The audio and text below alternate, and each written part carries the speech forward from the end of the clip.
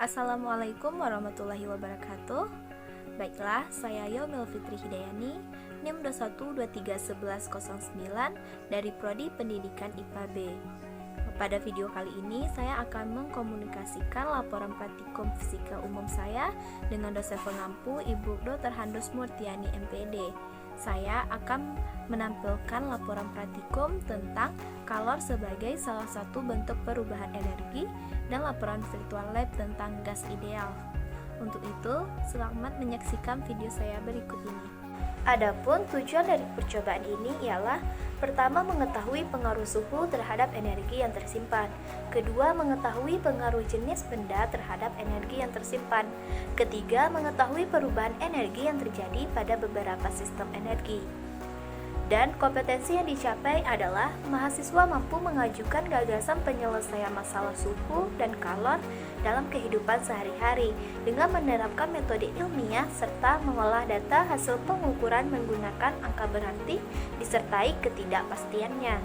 Baiklah, untuk teori dasarnya, matahari merupakan salah satu dari sumber energi. Bumi tanpa matahari pasti tidak akan dapat kita huni bersama. Dengan adanya matahari, tumbuhan bisa berfotosintesis dan memberikan oksigen untuk dihirup. Dengan adanya matahari, jemuran di rumah bisa kering. Dengan adanya matahari, siklus angin dapat bekerja dengan baik. Dengan adanya matahari, suhu di bumi sangat stabil, serta banyak lagi manfaatnya. Saat ini, PLTS atau pembangkit listrik tenaga surya atau panel surya sudah berkembang sangat pesat, di mana cahaya matahari yang diterima oleh panel surya sudah dapat disimpan pada baterai, sehingga dapat disimpan dan digunakan untuk saat dibutuhkan. Di Indonesia, seluruh energi listrik disuplai oleh Perusahaan Listrik Negara atau PLN. Jadi, untuk perkembangan panel surya hanya digunakan oleh pribadi. Sedangkan di negara-negara maju sudah menggunakan teknologi PLTS untuk menambah ke dunia otomotif, di mana dibuatnya mobil-mobil dengan energi matahari dan danau buatan untuk menampung panel surya yang bertugas sebagai energi listrik di wilayah tersebut. Selain pada dunia otomotif, dari dunia teknologi, gadget dan elektronik juga sudah mengembangkan teknologi panel surya ini. Banyak sekali produk-produk yang memakai panel surya sebagai sumber dayanya, misalnya smartphone, power bank, dan lain-lainnya. Perkembangan terus dilakukan demi mencapai kesejahteraan masyarakat di dunia agar tidak lagi menggunakan bahan fosil yang tidak ramah lingkungan serta terbatas. Energi di alam ini banyak sekali. Berdasarkan hukum kekekalan energi menyatakan bahwa jumlah energi dari sebuah sistem tertutup tidak berubah. Energi akan tetap sama. Energi tersebut tidak dapat diciptakan maupun dimusnahkan oleh manusia, namun energi dapat berubah dari satu bentuk energi ke bentuk energi lainnya. Alat dan bahan yang kita perlukan adalah pertama, komputer atau laptop atau HP Android. Kedua, aplikasi PET Interactive Simulation, yaitu War Energy dan Power. Serta yang ketiga yaitu jaringan internet. Prosedur kegiatan 1. Bukalah aplikasi PET Interactive Simulasi. Lalu klik menu Play with Simulasi, kemudian pilih submenu fisika yaitu kerja, energi, dan daya. Lalu pilihlah simulasi bentuk energi dan perubahannya. Kemudian klik tombol play pada tampilan simulasi bentuk energi dan perubahannya. Pilihlah intro atau pengantar sehingga muncul tampilan sebagai berikut. Beri tanda centang pada box energi simbol. Pindahkan kubus iron atau besi di atas tungku, kemudian pindahkan termometer di dekat kubus tersebut. Lalu catatlah jumlah energi awal sebelum dipanaskan. Kemudian ubahlah suhu air yang memindahkan heat controller atau pengatur suhu ke bagian heat atau bagian panas. Amati kenaikan suhu pada termometer. Kemudian catatlah jumlah energi E yang timbul. Kembalikan heat controller pada posisi normal.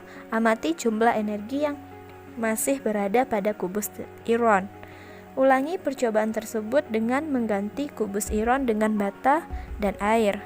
Untuk kegiatan keduanya, kita pilih energi sistem atau sistem energi pada bagian atas tampilan. Beri tanda centang pada box energi simbol.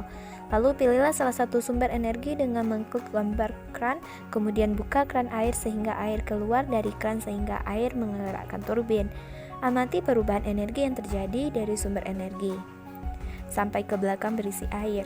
Catat hasil pengamatan tersebut ke dalam tabel. Ubahlah sumber energi dan catat kembali perubahan energi pada masing-masing perangkat. Ini adalah data pengamatan saya tentang pengaruh perubahan suhu terhadap jumlah energi E pada benda. Yang pertama panas, waktunya 0, jenis benda ironnya itu 6E, bricknya 2E, dan waternya 34E. Sedangkan waktunya 20, ironnya 25E, bricknya 20E, dan waternya 48E. Untuk waktu 40, ironnya 27E, bricknya 19E, dan waternya 50E. Dan untuk waktu 60 sekon, ironnya 28E, bricknya 19E, dan waternya 53E. Sedangkan untuk yang dingin, waktunya 0, ironnya 6E, bricknya 2E, dan waternya 34E. Untuk waktunya 20, ironnya 4E, bricknya 1E, dan waternya 33E. Waktu 40, ironnya 4E, bricknya 1E, dan water 30E. Sedangkan waktunya 60 sekon dan ironnya 4E, bricknya 1E, dan water 30E. Ini adalah tabel 2 yang saya dapatkan tentang perubahan energi pada sistem. Di sini ada 8 kali percobaan dengan sistem 1 dan sistem 2 yang berbeda-beda, tetapi sistem 3-nya menggunakan air. Dan di sini saya juga telah mendapatkan perubahan energi yang terjadi ketika pengamatan. Dan ini adalah bagian pengolahan data. Soal 1, perhatikan gambar water, iron, dan brick yang tampak pada bagian intro. Pada saat belum diberi perlakuan apakah benda sudah memiliki energi, bagaimana jumlah energi pada masing-masing benda. Jawabannya sudah, energi berjumlah tetap sebelum diberikan perlakuan. Soal kedua, berdasarkan pada tabel 1, bagaimanakah yang terjadi pada termometer saat alat pemanas diubah dari cool atau dingin normal ke hot, ke panas. Jawabannya, jika dingin termometer akan turun, jika normal maka akan stabil, dan jika panas termometer akan naik atau panas. Yang ketiga, apakah terjadi pada jumlah energi yang tersimpan pada suhu yang ditunjukkan termometer semakin tinggi? Jawabannya, jumlah energi yang semakin bertambah dan ada juga energi yang menguap akibat dari panas yang ditimbulkan. Soal 4, apakah perbedaan jenis benda berpengaruh terhadap besarnya energi yang tersimpan pada benda setelah dipanaskan? Jawabannya iya, tentu saja berpengaruh. Pertanyaan kelima, berdasarkan tabel 1, buatlah grafik hubungan antara waktu dan jumlah energi yang tersimpan dalam benda pada jenis benda pertama, kedua, dan ketiga. Berikut ini adalah grafik pada benda pertama, kedua, dan ketiga yang saya dapatkan. Pertanyaan keenam, apakah fungsi sistem 1? Jawabannya untuk memproduksi energi. 7. Apakah fungsi dari sistem 2? Jawabannya untuk memproses energi. Pertanyaan 8. Apakah fungsi dari sistem ketiga? Yaitu untuk menghasilkan energi. Pertanyaan ke-9. Apakah ketiga sistem tersebut dihubungkan pasti akan terjadi perubahan energi? Jawabannya, tidak semua. Contohnya sinar matahari jika digabungkan dengan turbin tidak menghasilkan apa-apa, dan air mengalir jika diproses menggunakan panel surya tidak menghasilkan energi. Pertanyaan 10, perubahan energi apa sajakah yang terjadi dalam sistem tersebut? Jawabannya, mekanik, elektrik, panas, cahaya, dan kimia. Selanjutnya tugas akhir. Soal 1, kemukakan pendapatmu tentang pengaruh suhu terhadap energi yang disimpan. Jawabannya, apabila suhu rendah maka jumlah energi semakin berkurang, namun jika suhu naik energi semakin bertambah. Soal kedua, kemukakan pendapatmu tentang pengaruh jenis benda terhadap energi yang tersimpan. Jawabannya, semakin padat benda tersebut maka semakin sedikit jumlah energi yang tersimpan. Ketiga, kemukakan pendapatmu tentang energi yang terjadi pada beberapa sistem energi. Jawabannya, perubahan energi yang terjadi pada benda tersebut mengalami perubahan akibat diberi perlakuan dari perubahan tersebut, berubah lagi akibat perubahannya bentuk sistem. Soal keempat, buatlah kesimpulan terkait dengan tujuan praktikum. Yang A, apabila suhu rendah maka jumlah energi semakin berkurang, namun jika suhu naik maka jumlah energi semakin bertambah. B, semakin padat benda tersebut maka semakin sedikit jumlah energi yang tersimpan. Yang C, perubahan energi yang terjadi pada benda tersebut mengalami perubahan akibat diberi perlakuan dari perubahan tersebut. Berubah lagi akibat berubahnya bentuk sistem. Tujuan percobaannya, yang pertama menentukan pengaruh perubahan suhu terhadap volume suatu gas ideal dalam ruang tertutup. Kedua, menentukan pengaruh jumlah molekul terhadap volume suatu gas ideal dalam ruang tertutup. Ketiga, membandingkan kecepatan relatif gas berat dan gas ringan dalam ruang tertutup. Serta yang keempat, mempresentasikan laporan hasil analisis terkait percobaan teori kinetik gas. Untuk kompetensi yang dicapai adalah mahasiswa mampu menentukan pengaruh perubahan suhu dan jumlah molekul terhadap volume gas ideal, mengukur kapasitas kalor dan kalor jenis materi, serta mengolah data hasil pengukuran menggunakan angka berarti disertai ketidakpastiannya. Teori dasar, apabila suatu gas ideal berada dalam suatu ruang tertutup, maka gas tersebut akan melakukan tekanan kepada dinding ruangan karena partikel-partikel gas tersebut senantiasa bergerak dan bertumbukan dengan dinding ruangan. Hukum Boyle-Gay-Lussac berlaku gas ideal dalam keadaan ruang tertutup dengan persamaan PV per T sama dengan K persamaan pertama. Para ahli kimia menemukan bahwa tetapan atau konstan itu sebanding dengan jumlah mol atau NR dengan persamaan PV sama dengan N kali R persamaan kedua. R selanjutnya disebut konstanta gas umum yang nilainya 8,31 Joule per mol K atau 0,082 LATM per mol K. Persamaan ini disebut persamaan gas ideal. Jika N sama dengan N per N maka PV sama dengan N per NA dikali RT sama dengan N dikali R per NA dikali T persamaan ketiga. Jika R per NA sama dengan K, maka PV sama dengan N dikali K dikali T untuk persamaan keempat.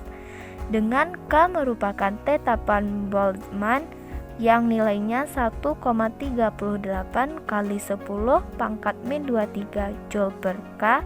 Kecepatan relatif gas ideal adalah VRMS sama dengan akar dari V pangkat 2 untuk persamaan kelima. Berikut ini merupakan bagian dari prosedur kegiatan mulai dari tahap persiapan sampai dengan kita menentukan pengaruh perubahan suhu dan jumlah molekul terhadap volume gas ideal. Sesuai dengan perintah langkah ke-6 dari prosedur kegiatan, kita disuruh yaitu mencari gas ideal menggunakan persamaan 2. Dan saya tampilkan berikut ini tabel 1A, yaitu menentukan volume gas dengan jumlah partikel konstan. Dengan jumlah partikel yang saya gunakan adalah 50. Di sini saya melakukan 5 kali percobaan dengan suhu yang berbeda-beda, di mana walaupun suhunya berbeda-beda tetapi tekanannya tetap sama, yaitu 5,8 atm. Dan volume yang saya dapatkan juga berbeda-beda karena saya menggunakan suhu yang berbeda. Sedangkan untuk tabel 1B kita menentukan volume gas dengan suhu konstan. Dengan suhu yang digunakan adalah 300. Di sini saya melakukan 5 kali percobaan dengan jumlah partikel yang berbeda-beda. Begitu juga dengan tekanan serta volume yang saya dapatkan juga berbeda-beda, di mana jumlah partikel yang saya gunakan adalah 20 molekul, 30 molekul, 50 molekul, 60 molekul, dan 70 molekul. Berikut ini merupakan langkah-langkah dari bagian C, yaitu kita diminta untuk melakukan perbandingan kecepatan relatif gas berat dan gas ringan. Sesuai dari langkah-langkah tersebut, kita diminta untuk membuat tabel 2. Berikut ini tabel yang telah saya dapatkan dari percobaan yang telah saya lakukan.